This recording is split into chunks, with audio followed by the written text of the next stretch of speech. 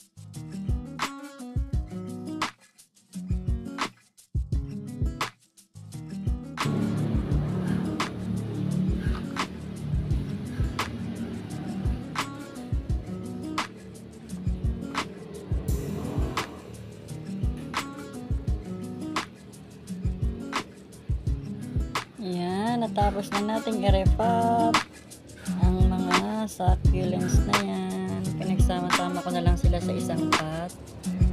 Ayan.